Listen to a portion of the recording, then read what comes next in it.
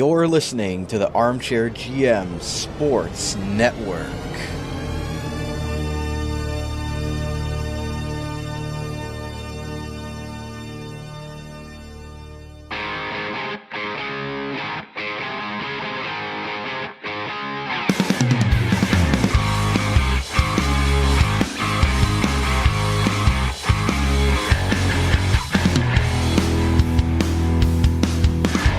This is Rod Mahood, your in-game voice of the Niagara IceDogs, and you're listening to the Dog Pound Podcast on the Armchair GM Sports Network, your podcast source for all game analysis, team interviews, and up-to-date news regarding the Niagara IceDogs. Perlini! Overtime! IceDogs win! They score! Verhage was also jamming away. It's a power play goal for the IceDogs. And they score! Hosang, first goal as an IceDog. Strom stops Shipley. Richie scores! Gets it to Akil Thomas. Thomas has the angle coming in. He scores!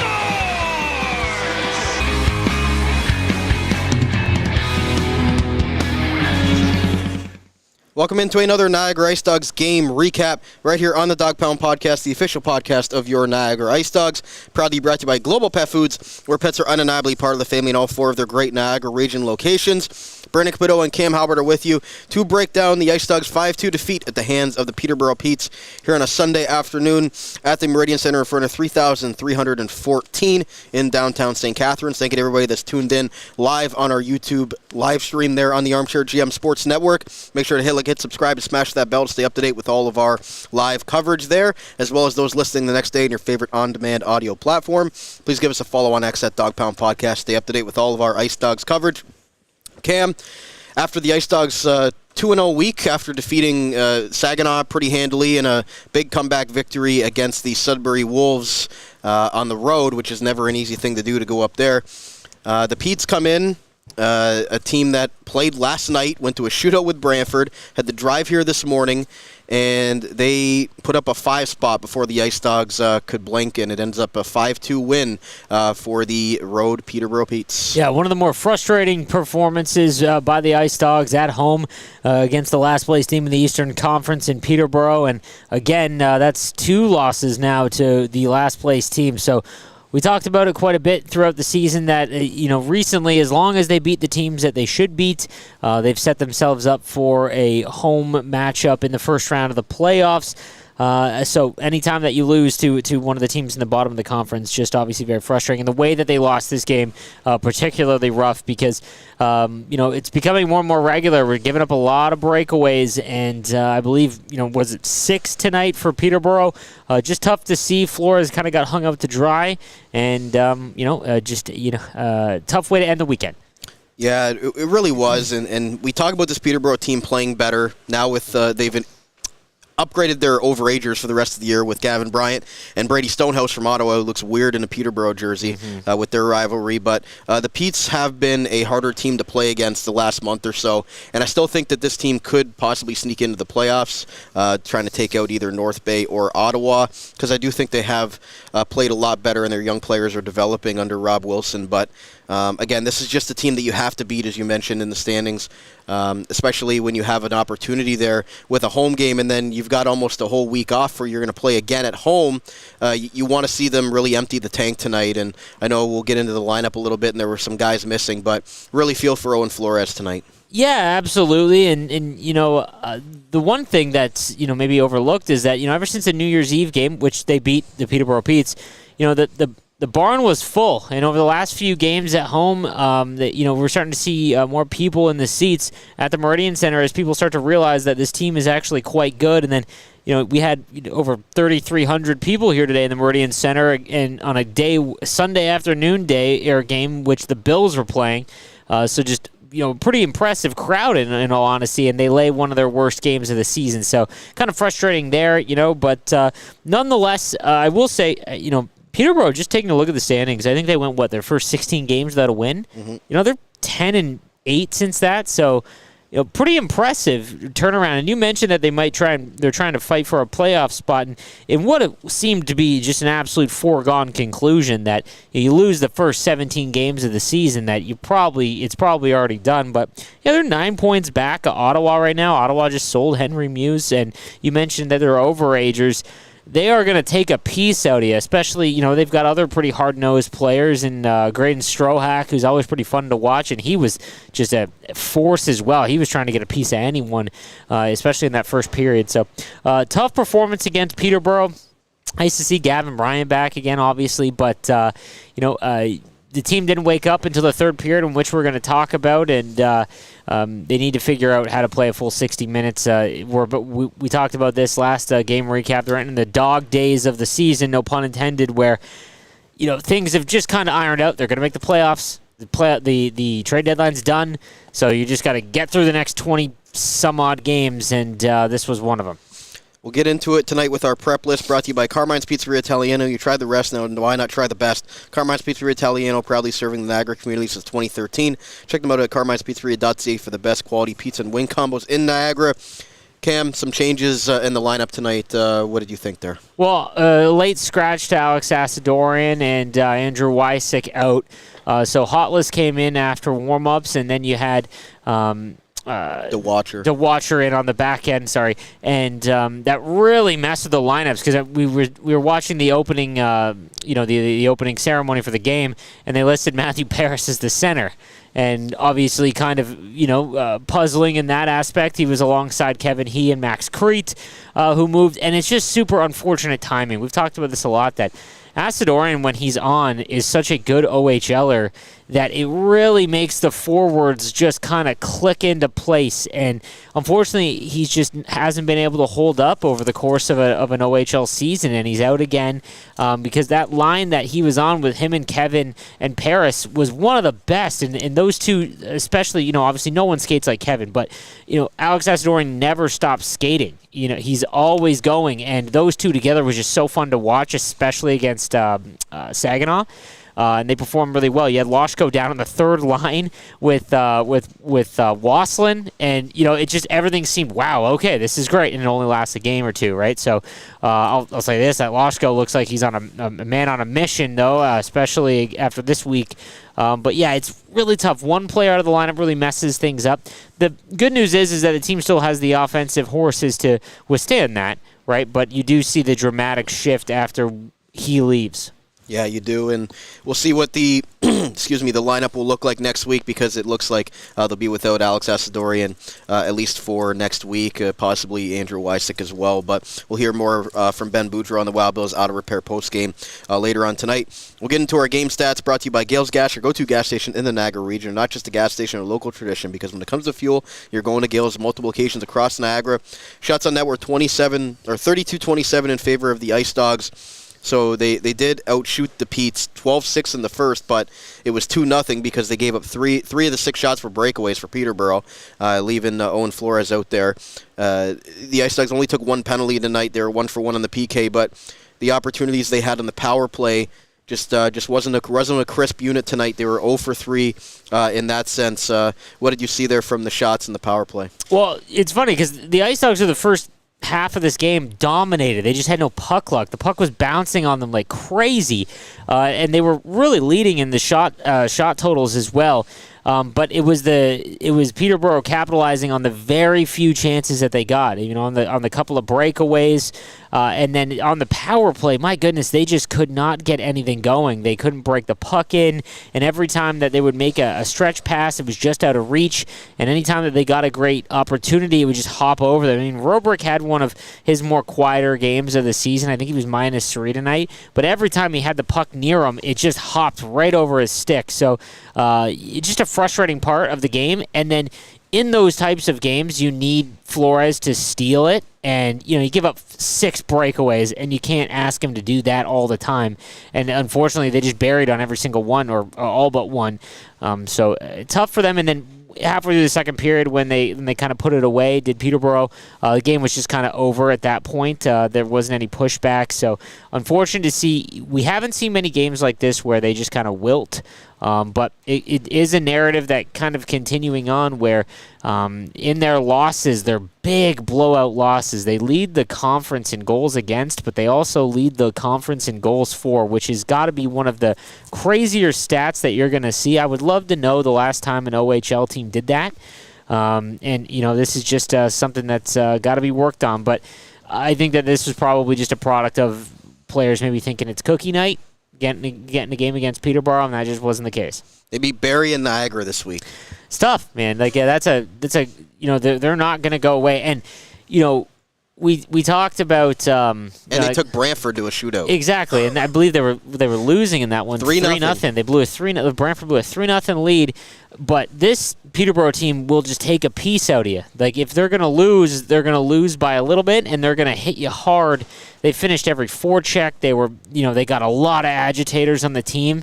And a lot of guys that are going to go to war to an extent. So it's going to be tough to go up against Peterborough. Not to mention that team it's so well run, and they all want to make the playoffs. Right, one more run essentially for them in terms of their overagers. So again, tough performance there by the IceDogs, but they've really got to figure out that. And we'll hear from head coach Ben Boudreau, but it might be a conditioning thing. So. Yeah, we'll see what happens there. But as you mentioned, Niagara, this was going into the third. They were down 5-0, and they've only scored one goal twice this year. And other than that, they've at least. I asked you if they'd been shut out because it was 5-0 in the third period, and I just can't remember a time in which they've been shut out. They hadn't been. And they'd only scored one goal in a game twice, which is kind of impressive really impressive when you think about how hard it was for the IceDogs to score last year.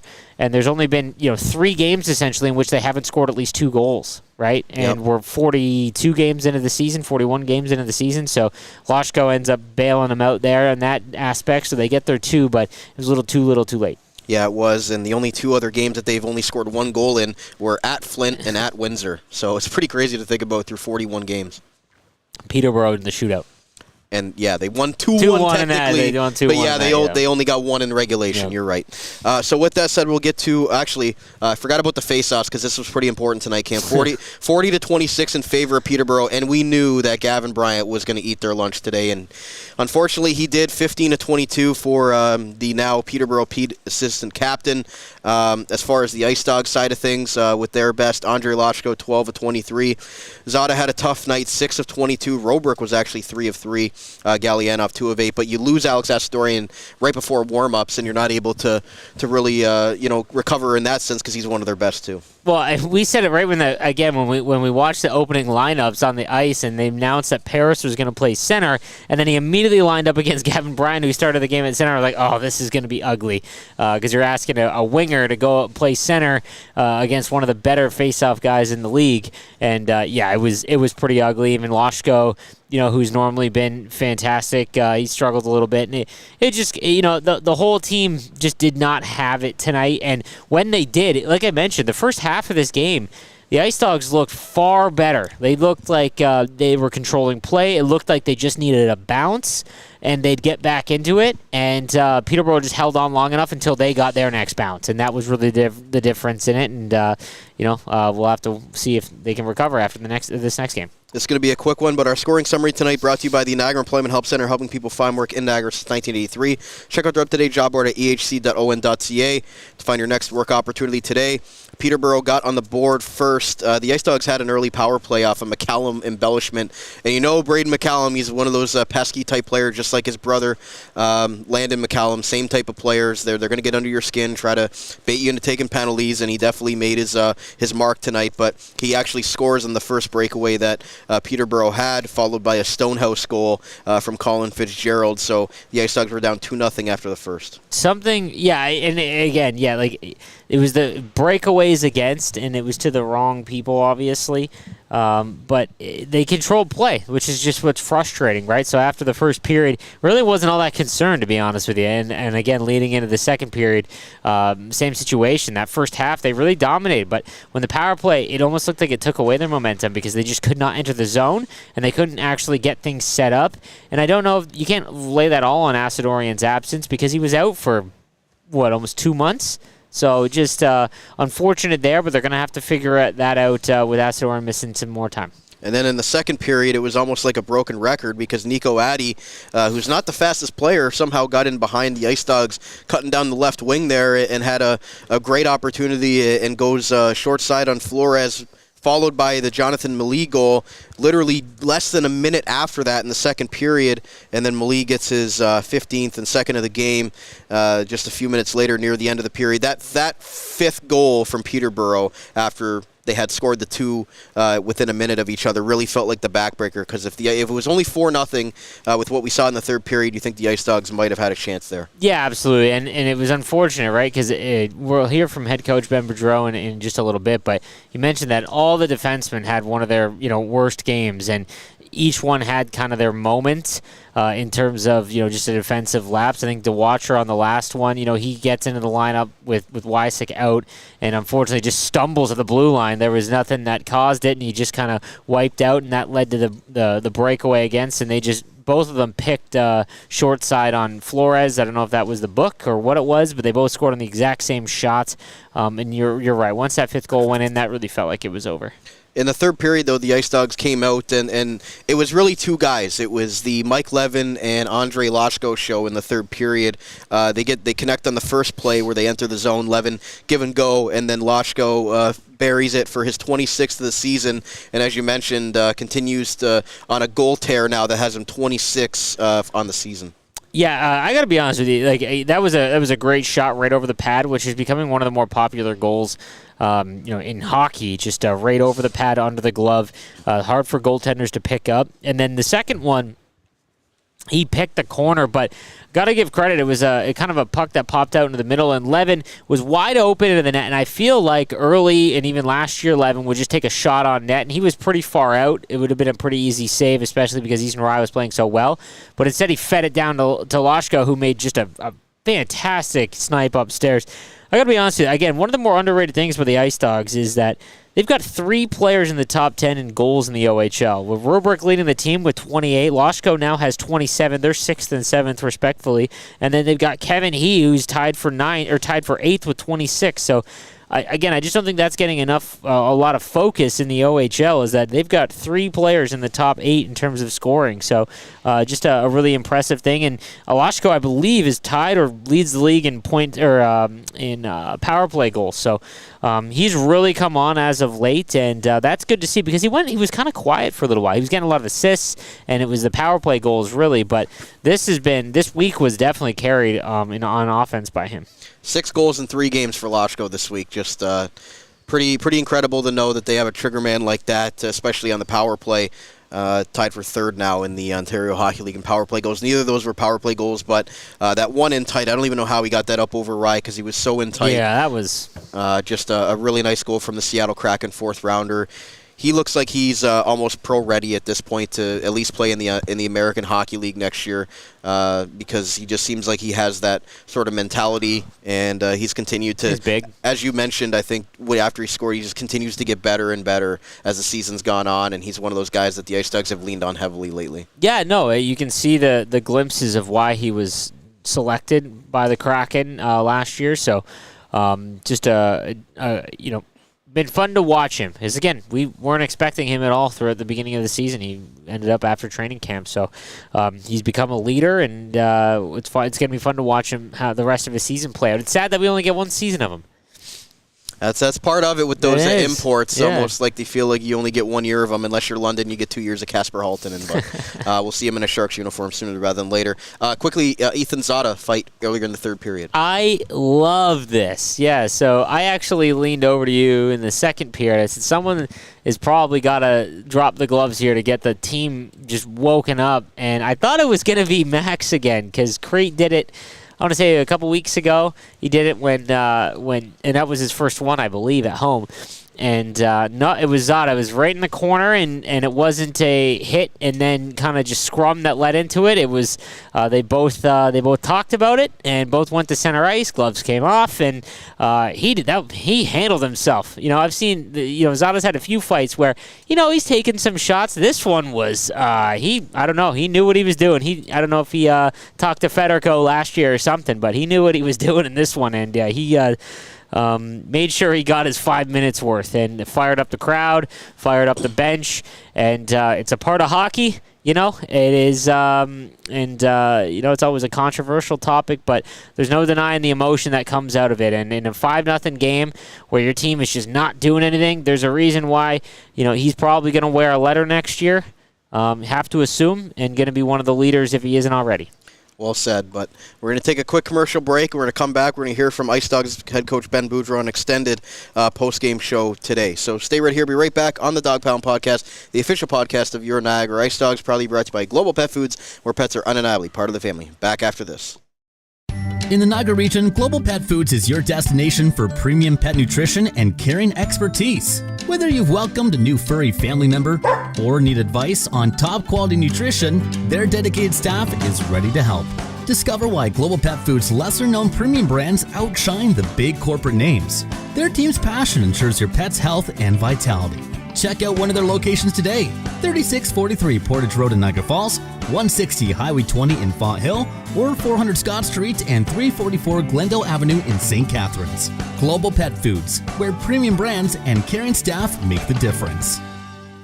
Are you currently looking for work in the Niagara region? If so, you owe it to yourself to check out the services provided by the Niagara Employment Help Center, located at 6100 Thorold Stone Road in Niagara Falls. Their many free services include a fully staffed resource area open to the public, resume and cover letter writing, local labor market information, job search strategies, assistance with clarifying employment, training and career goals, employment counseling and job search support, and Better Jobs Ontario information and registration assistance. Check out their website at ehc.on.ca or call 905-358-0021 for more information. The Niagara Employment Help Center, helping people find work since 1983. This Employment Ontario program is funded by the Government of Ontario. Colley's Original Sports Bar is your ultimate destination for unbeatable food, drinks, and sports action in Niagara. Whether you're gearing up for a big game, winding down after a day at the office, or just looking for a lively spot to catch up with friends, Colley's has you covered. Their menu is packed with mouth-watering options, from classic pub favorites to unique chef specials, all served alongside a wide selection of craft beers, cocktails, and daily drink deals. With multiple TVs broadcasting the latest sports events, you won't miss a minute of the action, no matter where you sit. Colley's Original Sports Bar, a proud supporter of Niagara IceDogs hockey. Whether you're gearing up for the game or celebrating a big win, Colley's is the place to be before and after every IceDogs matchup. Check out their menu online at colleys.com. Give them a call at 905-684-1771 or check them out on Facebook, X, or Instagram for more information. Located at 223 St. Paul Street in the heart of downtown St. Catharines, just minutes from the Meridian Centre. Open daily Sunday to Thursday till midnight and Friday to Saturday till 2 a.m. for those late night eaters. Colley's, it happens here.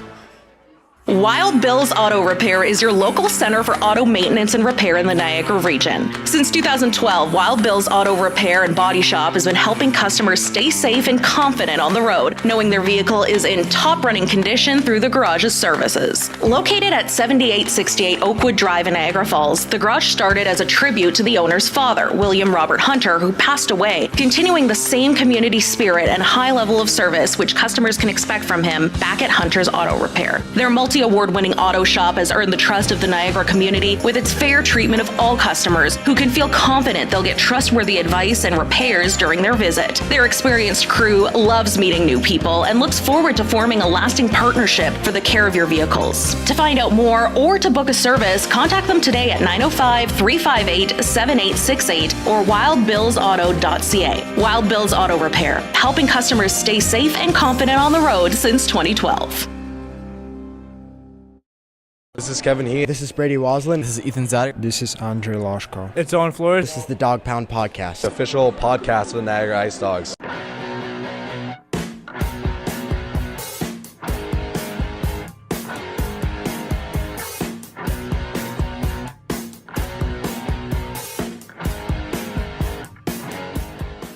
Welcome back to part 2 of today's Dog Pound Podcast game recap. right here on the Armchair GM Sports Network. Thank you to everybody that's tuned in on our live stream on our YouTube channel on the Armchair GM Sports Network. Thank you very much for doing so, and thank you to those listening the next day on your favorite on-demand audio platform. Brandon Caputo and Cam Halbert are with you, continuing to break down the IceDogs 5-2 defeat at the hands of the Peterborough Petes. Make sure to give us a follow on X at Dog Pound Podcast. Stay up to date with all of our IceDogs coverage, as well as Facebook, Instagram, TikTok, by searching the Armchair GM Sports Network. So, Cam, before we get to IceDogs head coach Ben Boudreau on the Wild Bills auto repair postgame, the week ahead, only 2 games. They've got 2 home games against North Bay on Saturday night and then Barrie on the Sunday afternoon. So 2 divisional games, obviously the big one being Barrie on that Sunday afternoon. But they're going to get basically a full week of practice here. Ethan Zada is going to be away at the OHL Top Prospects game, and Mike Levin's going to be away also for the Worlds at some point coming up here soon. But outlook for them being able to get a couple days off, get things rectified, and hopefully get some guys back healthy. Well, the battalion game is quite important after what just happened against Peterborough, because you don't want to go on any extended losing streaks, because while they have a nice cushion on a playoff spot, and even the home playoff spot, you don't want to go in a slump and then all of a sudden, you're in 4th and you're going to have to go up against, Brampton or something like that, right? So you just got to beat the teams that you should, and the battalion have sold. They're about to enter their rebuild like we were anticipating for quite some time. Word to Sudbury, who did not get the memo. So, Battalion, they got to win that one. And even more importantly is Barrie just gave it to them last time. Barrie looks like them and Oshawa are the class of the Eastern Conference. Even though the IceDogs are technically in first place, they do look like they are the most championship ready from top to bottom. They've had a couple years to prepare for these runs, and they've made the moves, that reflect that. So, that D-core is awfully tough in Barrie, and the offense for the IceDogs, they're gonna have their hands full. So, very important that they win that North Bay game so that they don't go 0-2 on the weekend before a pretty tough one the following week. Yeah, they've got 2 road games after that in Brantford and Erie before coming back home for an Erie home game. So they're going to need this couple days off to prepare, and we'll see where things go from there. But with that said, we're going to go to IceDogs head coach Ben Boudreau on the Wild Bills Auto Repair postgame. Wild Bills Auto Repair, helping customers stay safe and confident on the road since 2012 in honor of the late William Robert Hunter. Here's what the head coach had to say following his team's 5-2 defeat at the hands of the Peterborough Petes. You get down 5-0. A lot of defensive breakdowns. How do you account for that, Ben? Is there any way to put your finger on what happened there? We gave up 6 breakaways tonight, and they scored on 5 of them. And it was one of the things that we talked about as a group. We weren't dialed in as a team or paying attention from the defense. I mean, they got in behind us 6 times, and they executed on 5 of them. The game's over at the end of the 2. I mean, we had opportunities to score, and you have to give them credit. I thought Easton stood on his head there tonight. I mean, we had opportunities to shoot where we didn't. Collectively, we just didn't have anything going here tonight. Offensively, didn't generate on the power play with our chances, which I thought were plentiful in the first. We just didn't score, and then a couple empty-minded shifts there towards the end of the second, and the game was done. Yeah, when you give up that many, mistake after mistake, that's the same mistake. That's got to be frustrating, because one mistake is one thing, but 4 or 5, that's got to drive you crazy. Yeah, 6 of them, to be very specific, and all the exact same way, and I think everybody was guilty. I mean, DeWatcher and Chinner and Scotty and Virgilio, and it was all the same message about being above the offensive threat. And once they get them behind us, we're in trouble. We end up chasing, and like I said before, we woke up, and it was too late, 5-0.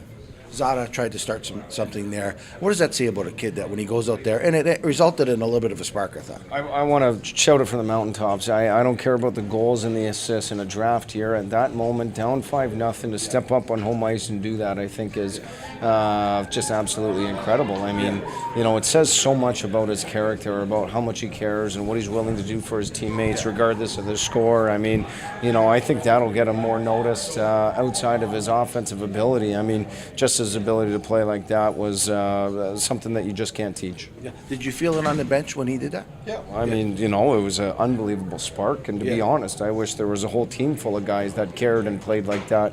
And Ethan Zada is one of those ones where you know what you're getting every single time. And, he's quickly becoming one of our mainstays. I mean, he played 22 minutes in our comeback with the most ice time, and now he's taken over that top spot. I mean, we got some great centers, but we're really going to need Ethan, and I thought it was a great moment in his career to step up, especially before the Prospects game come Wednesday. Yeah. Now you've got a lot of time this week to practice. What do you do? What do you do this week? Is it just the same thing over and over? Because after a while, it gets a little bit repetitive, I'm sure. Well, I mean, it looked like we were struggling in conditioning with the day off, and even though we got in from Sudbury at 4 a.m, I mean, we canceled practice on Saturday, and then we came out flat like that. So I think it's the last time we do that, just as far as the response. But I mean, it really looks like some guys are struggling with conditioning, so we need to make sure that we put our foot down. This isn't a time to rest. I mean, we got 27 games left, and this is of habits as far as going into the playoffs here that we need to make sure we're dialed in on. Yeah, the best way to play is to be consistent,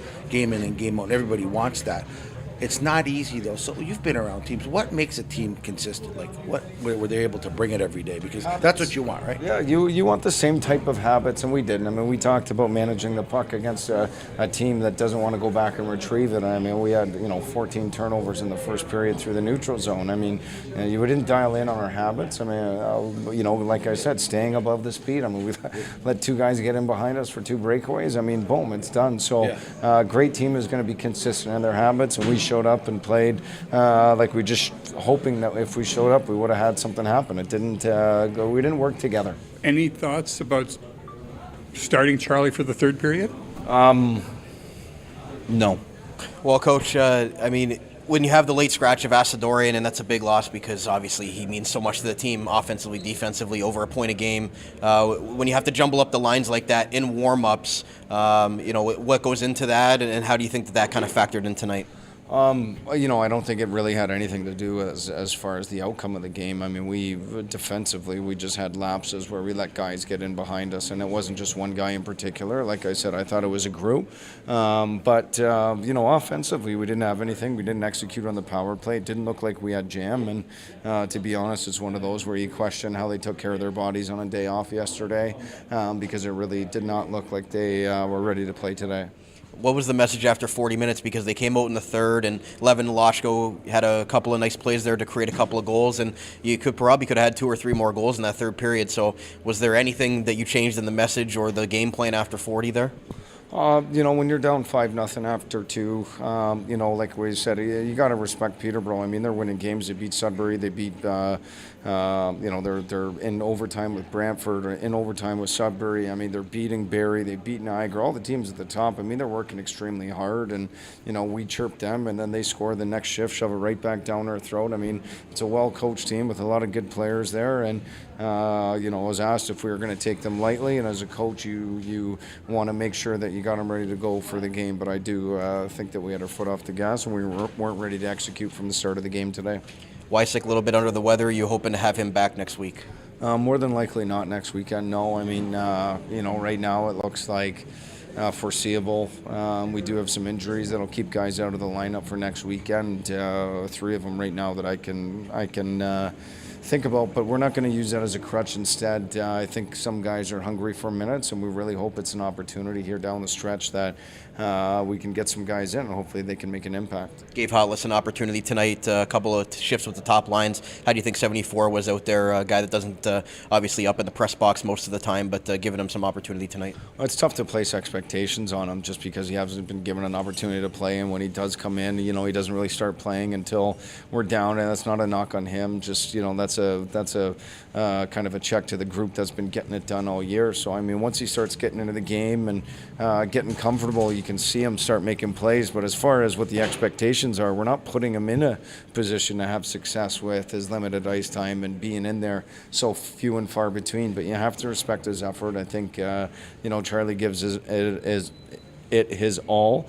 Almost had a point on his first shift tonight. I think he generated more than he hurt us, and I probably could have given him some more opportunities based on the way other forwards were playing. So with Levin going to the Worlds, and then, missing Asadorian here for, the foreseeable future. It's going to provide opportunity, for guys to get into the lineup, and you just hope as hungry they are, they're ready to take that opportunity on.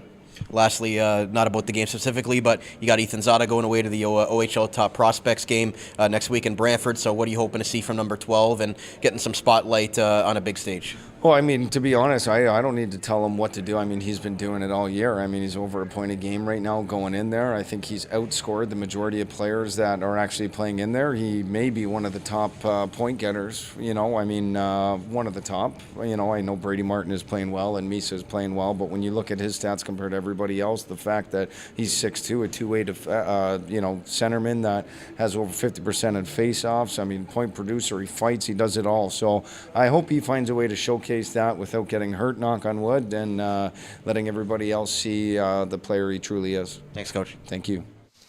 There was IceDogs head coach Ben Boudreau on the Wild Bills out of repair postgame.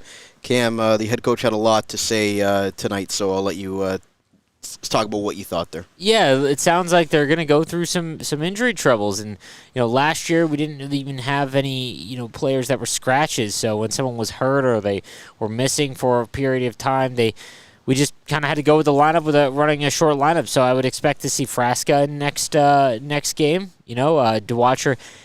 The whole D-Corps had a rough go, but I would assume that DeWatcher maybe is out for Frasca to see if he can fill in. We're probably going to see a lot more Hotless, who had a half-decent run here. I mean, tonight's game, I thought he actually did pretty well, and there was a forechecking shift that he had that he actually looked great on. He's quite big, so it sounds like he'll get some more minutes as well, but the team is a lot deeper than it was in years past, and they've got to figure out a way to to hold on and keep going while they've got some pieces missing. I love the fact that he loved, Zada stepping up.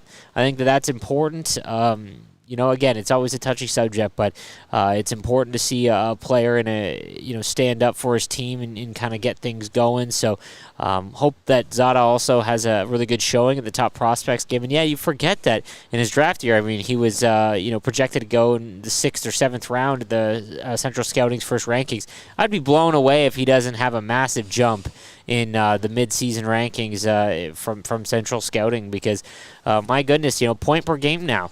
He fights. He plays big minutes with a premier prospect coming up in Robrick.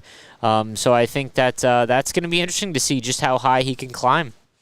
Yeah, and again, he mentioned giving Hotless an opportunity, and it wasn't necessarily the best situation when you come in when you're down multiple goals, but just getting some new guys some opportunity. Talked about the Watcher getting the opportunity. I know one of the goals was a little bit of him trying to do too much there, but he's quick to praise, he's quick to criticize if need be, and he really was disappointed by the overall effort of the D-Corps tonight. Yeah, I don't think we'll see a lot of that. The team does give up a lot of goals, but it is not usually of the breakaway variety, but the last few weeks it has been, and that is an attention to detail thing that really wasn't an issue in the first 2 months of the season, so I'll have to see that get rectified over the next couple weeks. Two more quick points of order. Struggled with conditioning. That was interesting because they obviously came back from Sudbury, got in around 4:30 in the morning. Ugh. They canceled practice on Saturday, and then they came out tonight kind of flat against a Peterborough team that had every right to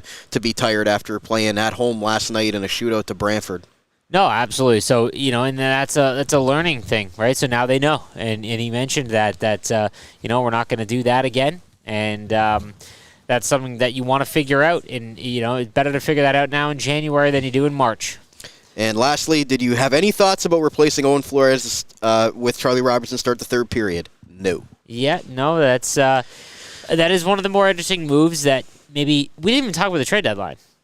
Well, we had the episode yesterday. The episode, yes. Yeah. So, but I mean the fact that they didn't have the big moves, right? The not getting a backup goalie might have been one that's a little bit more of an interesting one, just because if Flores is hurt, and we saw another situation tonight where he's down every game, he got I think a puck up high in this one, but if we lose Flores, like, it is tough, and now the deadline's at pass, so it might come back to bite us. Hopefully not, but yeah, I'm not sure in that situation, and we'll have to see how it plays out. But Flores might just play the rest of the season. We've seen it. Mason Vicari in Kingston did it last year, right? So. Yep.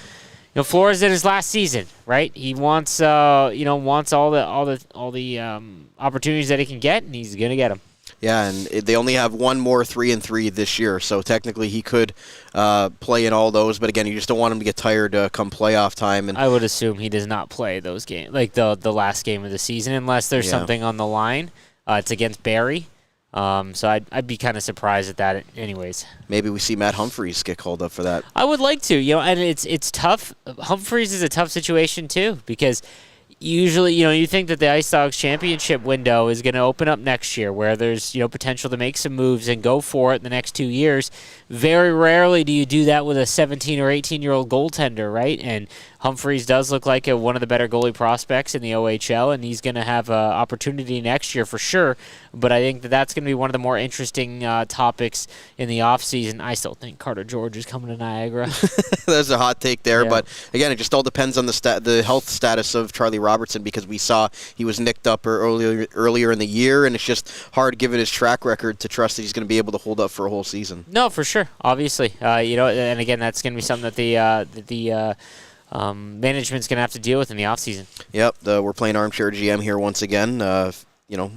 Fitting given the Armchair GM Sports Network. So before we get out of here, we're going to put Cam on the spot as always with our stick tap of the game, brought to you by Hockey Stick Man.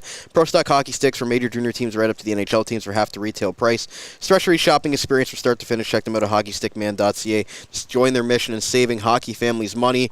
Cam, who do you got tonight? Well, I got to give props to Loshko. He has just carried the offense over the last week, and he's just becoming more and more of a sniper in the OHL. But the stick tap has to go to Ethan Zada. Again, he laid some big hits, was pretty creative offensively, and on a night when the team needed a spark, he stepped up and gave it to himself. And he bounced back after that one turnover that he made that resulted in the McCallum breakaway goal. Yep, and he owned it too. You saw him skate off, and he was not hiding from the spotlight on that one. So I thought Levin, for a guy that, has been streaky at times, this was one of his up games. It seems like he's found really good chemistry with Andrei Loshko lately. Well, last year we saw Levin become one of the more surprising players for the IceDogs, and that was because, he needed to be, because there really wasn't anyone else. And the first month and a half of the season, he didn't look anything like it last year, and lately he has been chipping in offensively. So in a game they lost 5-2, Levin was +2. Loshko was +1, as well as Noah Van Vliet, who also got nicked up, but he stayed in there all game long. Yeah, it's going to take a lot to get him out of the game, I think. Absolutely. So, Cam, programming alert, we're not going to have a post-game show following the Saturday game against North Bay because we got a quick turnaround for the Barrie game, but we will be back for that big post-game show, hopefully with a win against Barrie Colts on Sunday afternoon. So look forward to doing it, but 2 games before we'll speak again. Yeah, absolutely. Big two divisional opponents next week. So absolutely. So that's going to wrap up another Niagara IceDogs game recap right here on the Dog Pound Podcast, the official podcast of your Niagara IceDogs. Proudly brought to you by Global Pet Foods, where pets are undeniably part of the family in all 4 of their great Niagara region locations. Thank you to everybody that's tuned in on our live stream on YouTube, and as well those listening next day in your favorite on-demand audio platform. So for Cam Halbert, my name is Brandon Caputo. That's been it. IceDogs 2, Peterborough Petes 5 in front of 3,314 here in downtown St. Catharines. Until next time, this has been another episode of the Dog Pound Podcast, and we'll talk to you again very soon.